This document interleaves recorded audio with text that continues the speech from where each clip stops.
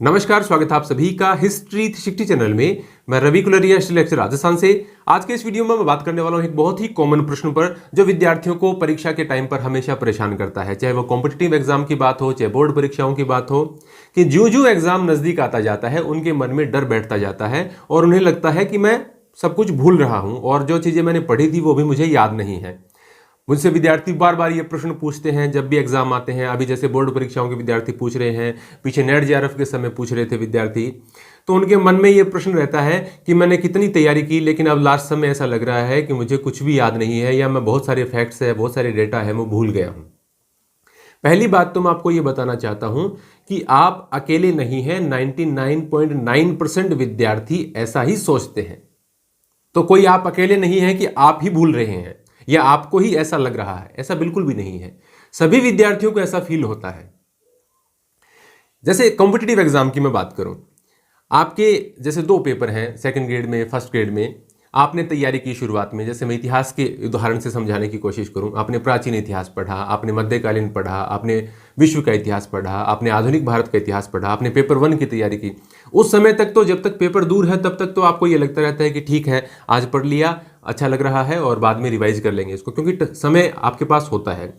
लेकिन जो ही परीक्षा का 1.5 महीना, 1 महीना, 15 दिन बचते हैं और आप उनको दोबारा रिवाइज करने लग जाते हैं तो आप सोचते हैं कि पहले पढ़ा तो था, अब तो ये मुझे सारी चीज़ें याद नहीं आ रही। या जब आप कोई मॉक टेस्ट वगैरह देते हैं तब आप देखते हैं कि ये प्रश्न तो मुझे आ नहीं रहे, क्योंकि ज़्यादातर मॉक टेस्ट के कारण विद्यार्थियों का मोरल डाउन इसलिए हो जाता है क्योंकि वो मॉक टेस्ट वाले यहाँ वहाँ से प्रश्न उठाकर लाते हैं, इतने जटिल प्रश्न, कि विद्यार्थियों के मन में खुद के प्रति शंका हो जाती है कि मेरी तैयारी तो अच्छी नहीं है।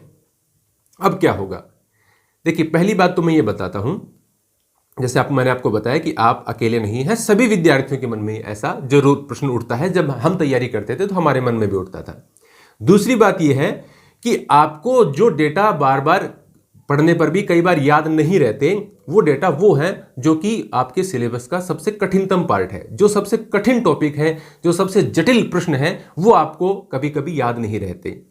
तो कभी भी, चाहे बोर्ड परीक्षा का पेपर हो, कॉम्पिटिटिव एग्जाम हो, उसमें सारे प्रश्न कभी भी उस जटिल जो बिंदु हैं उनमें से नहीं पूछे जाते। उनमें एक अनुपात रहता है कि 50% प्रश्न है वो आसान पूछे जाएंगे, 25% प्रश्न है वो औसत स्तर के पूछे जाएंगे, फिर 10-15% स्तर है वो और कठिन पूछे जाएंगे, और फिर लास्ट में 10-12% प्रश्न ऐसे होंगे जो कि विद्यार्थियों को सामान्य तौर पर पढ़े हुए नहीं रहते या उनका ध्यान नहीं जाता, ऐसे प्रश्न वो पूछते हैं।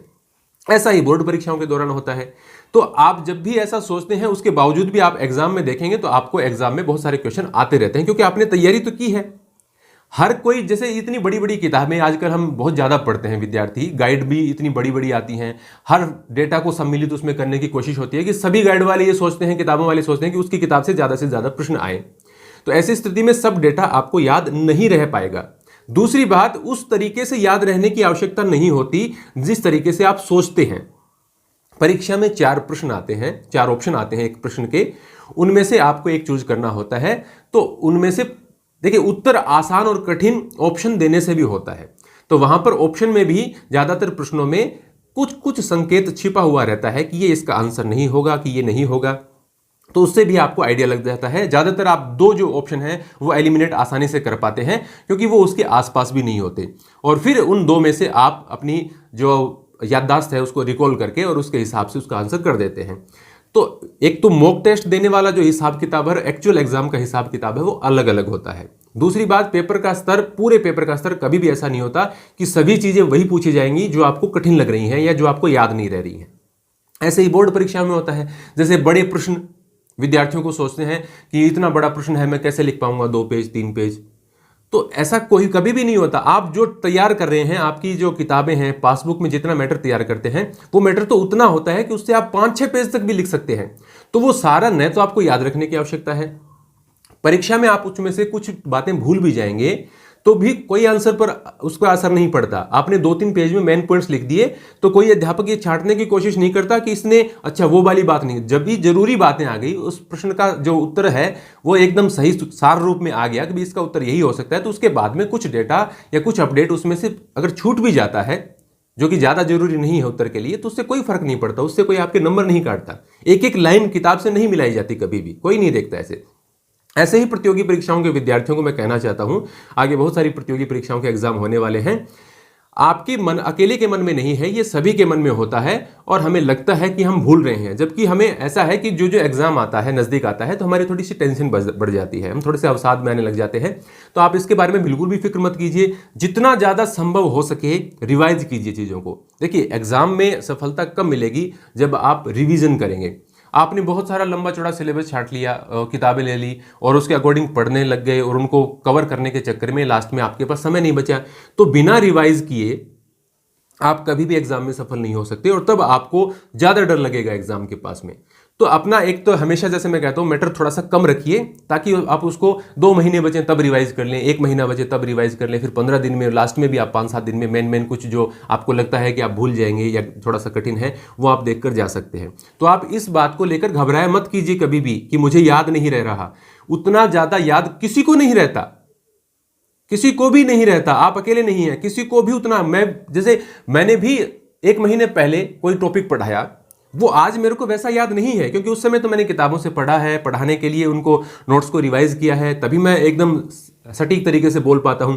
आज मुझे आप सोचते हैं कि मैंने 1 महीने पहले जो पढ़ाया वो मुझको एज इट इज याद है, बिल्कुल भी याद नहीं है, मुझे फिर दोबारा देखना पड़ेगा। इसलिए मैं कह रहा हूं कि आपको थोड़ा सा एक मैनेजमेंट तो आना चाहिए कि भाई आप जो मैटर तैयार कर रहे हैं वो आप कितने समय में पूरा कर लेंगे, और फिर आपको कम से कम 2 या 3 बार उसको रिवाइज जरूर करना होता है।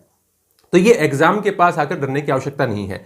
आज ही जैसे हमारे स्कूल में एक 12th में मैं एग्जाम ले रहा था, तो एक लड़की बहुत इंटेलिजेंट है और उसने कहा कि सर आज मुझे ये चैप्टर बिल्कुल भी याद नहीं है, प्लीज सर आज आप कल टेस्ट ले लेना। मैंने कहा तेरे को याद है, क्योंकि मैं उससे रोज प्रश्न पूछता हूं, वो बताती है प्रश्न, लेकिन उसको क्या है कि एज इट इज एक लाइन याद नहीं है। अब उससे क्या फर्क पड़ता है एग्जाम में? कोई विशेष फर्क नहीं पड़ता। जो जरूरी प्रश्न थे, जो जरूरी मात्रा में जितना उसको लिखना है, छोटे प्रश्नों में, बड़े प्रश्नों में, वो तो उसको याद था। मैंने टेस्ट लिया, उसके 30 में से नंबर आए 28.5। अब ये कोई कम नंबर नहीं होते, इतना तो अभी 1 महीना एग्जाम, बोर्ड एग्जाम का पढ़ा है, तो वो कवर कर लेगी। तो कहने का मतलब ये है कि आपको अपनी क्षमताओं को पहचानना है। साथ ही ये मत कभी भी मान के चलिए कि जो आपने किताबें पढ़ी हैं वो आपको एज इट इज पूरी याद रह जाएंगी, वो कभी भी नहीं रहती और किसी को भी नहीं रहती। और एग्जाम में प्रश्नों का स्तर अलग तरीके का होता है, आंसर चेन अलग तरीके से होता है। जैसे ऑप्शन वाले एग्जाम होते हैं, मल्टीपल चॉइस क्वेश्चन जो आते हैं, उसमें आपको बहुत सारे प्रश्न इस प्रकार से समझ में आ जाते हैं। यदि आपके पढ़े हुए हैं तो आपको एज इट इज यदि याद नहीं है तो भी आप 4 ऑप्शन में से ये आइडिया लगा लेंगे कि सही उत्तर कौन सा हो सकता है। तो आप बिल्कुल भी घबराइए मत, तैयारी किया कीजिए खूब, बार बार रिवाइज कीजिए चीज़ों को, कम चीज़ों को बार बार रिवाइज करना, ये सबसे बेस्ट पॉलिसी होती है। तो ये बहुत सारे विद्यार्थी कई बार ऐसा प्रश्न मुझसे पूछते हैं, आजकल बोर्ड परीक्षाओं वाले विद्यार्थी ज़्यादा पूछते हैं, थोड़ी देर में रीट का एग्जाम होगा तो रीट वाले ज़्यादा पूछेंगे। लेकिन आप निश्चिंत होकर तैयारी कीजिए, आप नहीं भूलेंगे, जितना जरूरी होगा उतना आपको याद रह जाएगा। धन्यवाद।